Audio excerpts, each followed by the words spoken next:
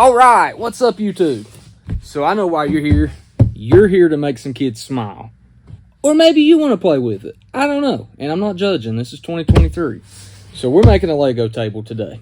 We're just going to use 2x4s, 1/4-inch plywood, 3/8 plywood, and some Lego toppers that we ordered off Amazon. So if that sounds interesting to you, stick around and let's do it. The first thing that you need to do is just create you a little layout. So I'm just going to give you a picture of here. You can see your lumber list, 4 8-foot 2x4s, 1 full size sheet of plywood. I'm using 3/8. You can use what you want. We're going to cut 4 24-inch legs.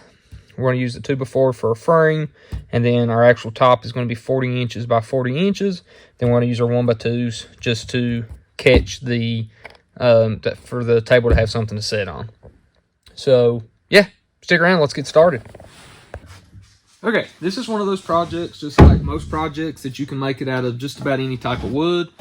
This is going to be a Lego table that they're going to outgrow, so I'm just going to make it out of cheapest material I can. So I'm going to make it out of pine. This is just construction grade lumber that I pick up at my local box store. So we're going to get it marked out. I need 4 legs. I want it to be 24 inches plus. We moved over to the miter saw, so we're just going to get this rough cut and squared up.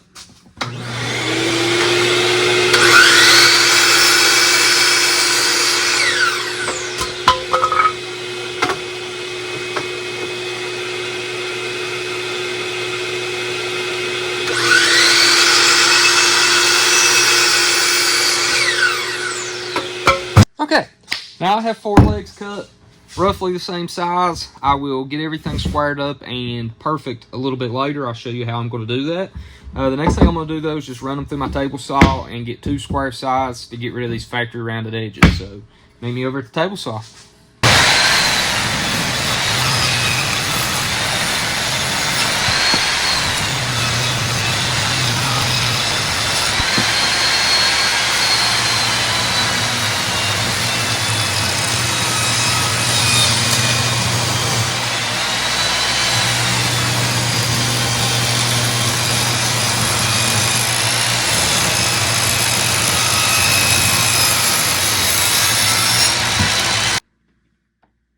Okay, you can see what I've done is just clamp these boards together, and then I'm going to run them through my crosscut sled to square both sides. And I'm going to take a 1/4 inch off both sides. That way it'll be to my desired length.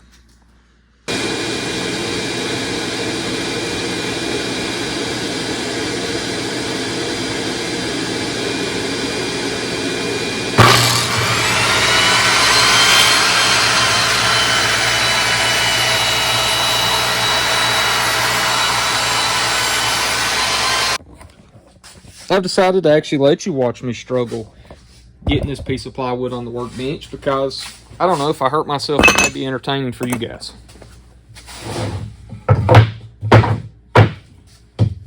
And I like to make things difficult on myself, so I haven't cut the sheet of plywood down any.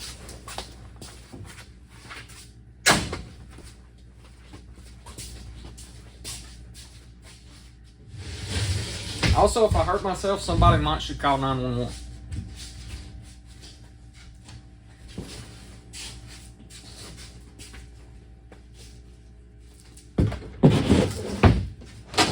Alright, that wasn't too bad.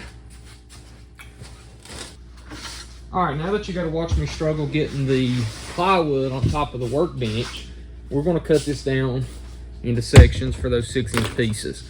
Now, what I'm going to do to make it slightly easier on myself so I don't waste plywood and make too many cuts is I'm just going to go down 40 inches. Now, just like all of our other measurements, I'm going to give myself a little bit extra so I can make sure everything's square.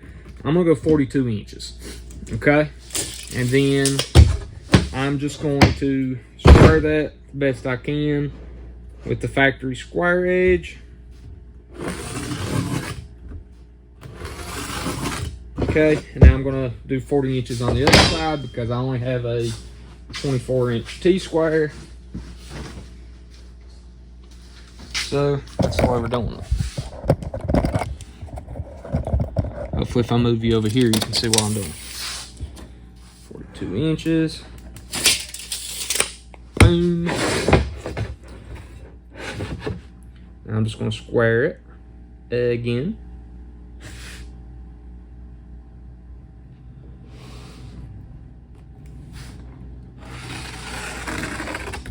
All right. So the first thing I'm going to do is myself just a little bit of workspace. And I'm going to put my blade right on the line. Then I'm going to push my straight edge up against it. And I'm just going to eyeball square it the best I can for now. Okay. So that's reasonably close. So I'm going to clamp it down.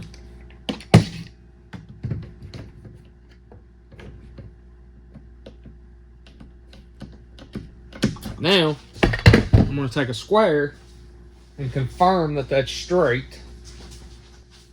Sorry, I can't do two things at one time. This takes a little bit longer than using a track saw, but if you don't have a track saw, it's a relatively good option cutting sheet goods and getting a straight cut on it. Is it perfect? No, it's not perfect. Like I said, it's definitely slow.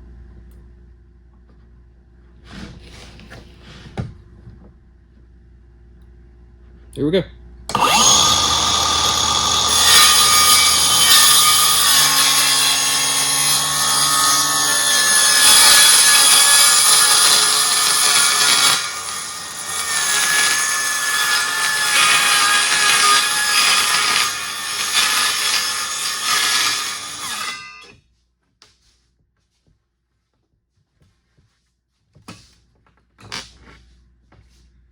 Heck. As you can tell, I'm struggling.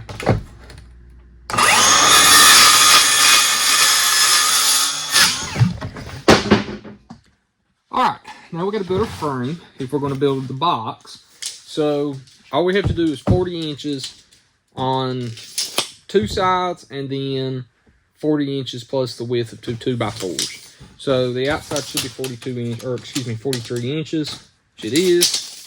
So we're going to cut this one 43 inches, just like the other one. So we're going to cut two at 43 inches and two at 40 inches. That will give us a frame, and then all we will need to do is build the rest of the box. And I believe this one's already 43 inches. Let's see. Yep, it's already 43 inches, so let's take this one over to the miter saw.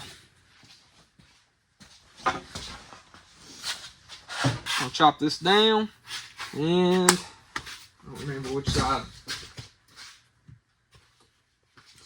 Show you a tip on that in just a second. I should have done it, but I didn't. Alright, so I'm keeping that side over there. So that's the side I want my blade on this side. Otherwise, it'll be the blade quarter short.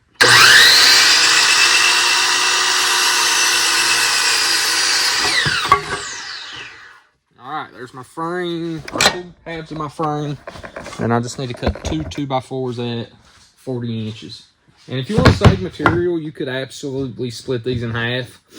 Rip them in half. And that would work just fine. So now let's cut two down to 40 inches. Alright, so now I have two pieces at 40 inches, two pieces at 43 inches, and that's my frame. Okay, I'm just going to pocket hold those ones together. I'm just using a Kreg pocket hole jig. This is how I'm going to put them together. You could just use face screws if you don't want to invest in one of these or you don't want to do it this way.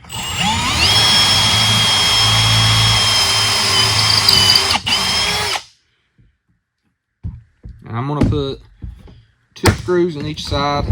That should be more than sufficient for what I'm doing.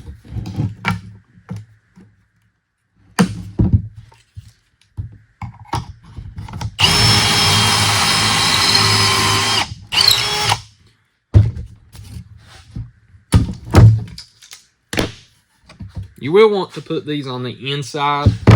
That way it hides them a little better versus if you put them on the outside, you're going to see it even without taking the top off.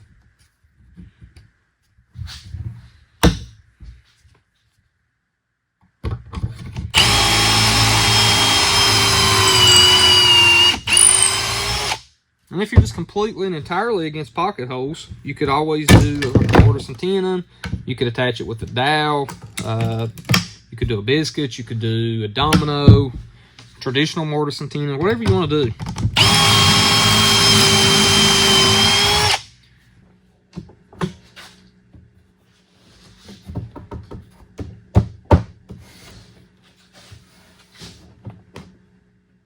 Like it did.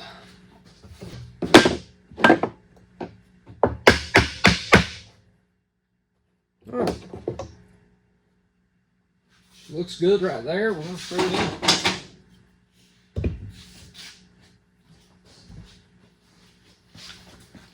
So we'll use these 2.5-inch Craig pockets hole screws.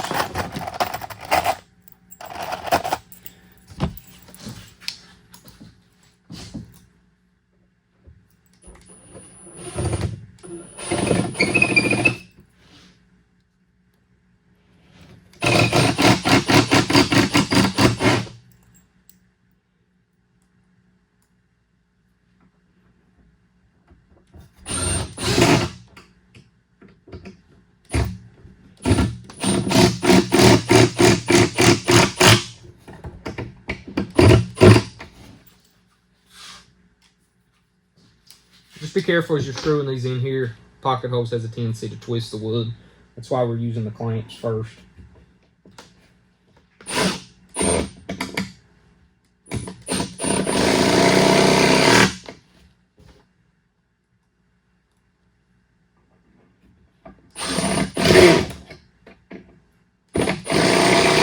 So here's the deal. I want to give these legs just a little bit of character. I don't want them just to be a rectangular piece of wood. So I'm going to put 45-degree chamfers on 4 sides of this. You can absolutely skip this step if you want. It's easier on a router table. You can do it with a handheld router if not. But essentially I'm just going to put these angles on 4 sides of this.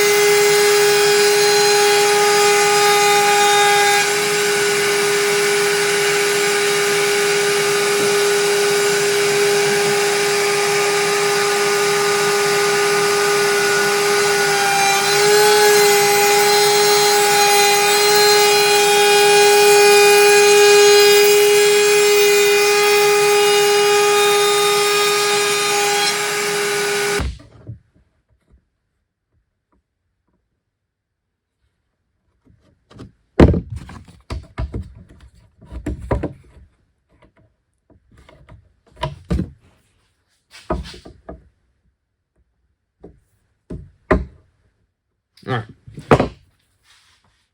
that one's good and square. Let's move on to that one.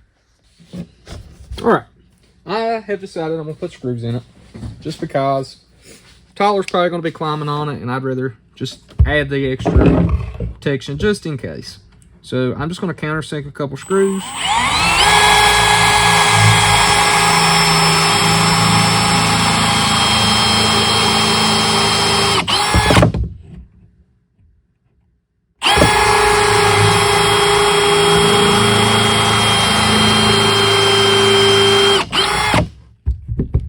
I'm just using my smallest countersink bit I have.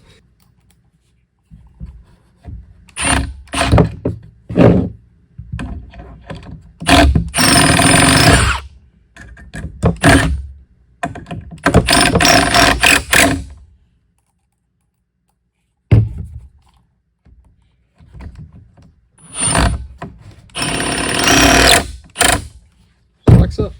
I'm gonna do 4 more of those. Okay, now I want to build just some bracing around through here to support this piece of plywood. This is just one by 2. It's actually a 1 by 1.5, which really, or excuse me, 1 by 2, which means it's 1.5 by a half. So I'm just going to cut 6-inch sections of this, like so. 6 12 and 18. So I can get 3 out of this little piece. And this is just scrap I had laying around. You can use basically 2x4s, you can use 1x2s, you can use whatever you want for this. All you need is something to screw into the frame that's going to support this piece of plywood.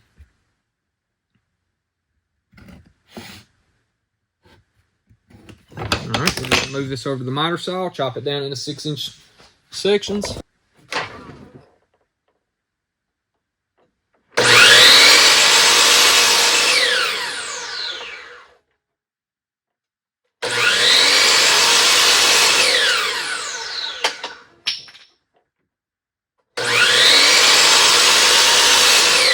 Take them, just like so, and I'm just going to space them an even distance apart. I'm going to go 8.5 inches.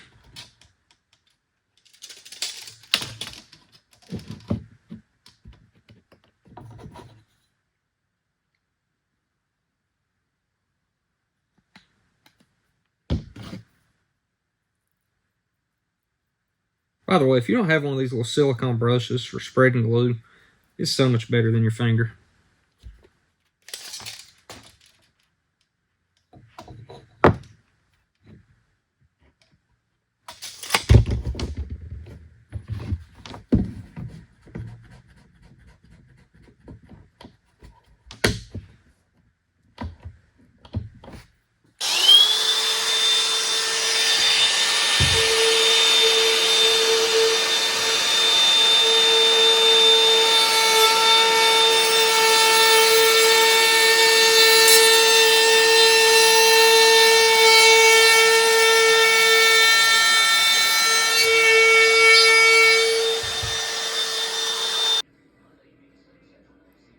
Alright, well, you're watching some super boring sanding.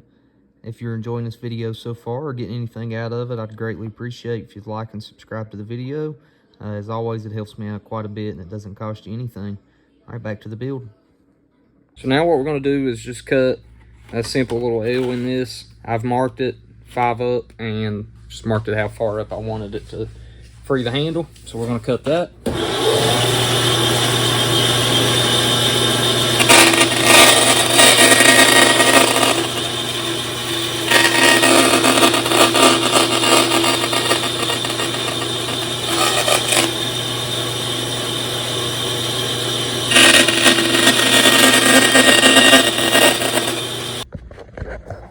Hopefully you can see how this is going to fit.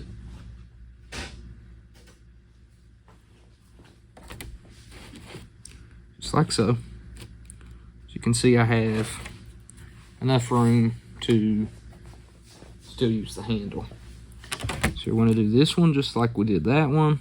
Alright, I'm just going to use double-sided tape, same stuff I use in the shop all the time. And I'm going to use 2 strips down through here and we're going to see how that works. If this is not enough, then I will just switch over to CA glue.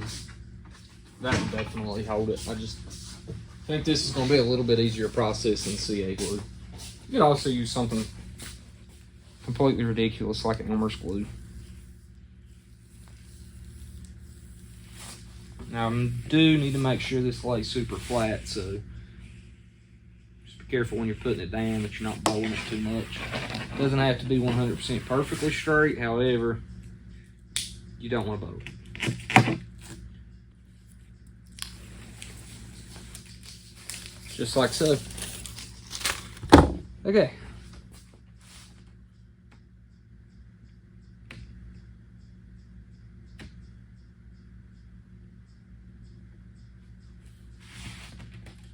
Here's where it gets interesting because I got to make sure they all line up perfectly. Like I said, if they don't, kiddo's not going to be happy. Now, after we've sanded for 6 days, we can get to the fun part of woodworking, which is the finish. So I'm just using red spray paint for this one. You could use whatever you want. It's going to be something my kids is going to outgrow, so this is what I'm using.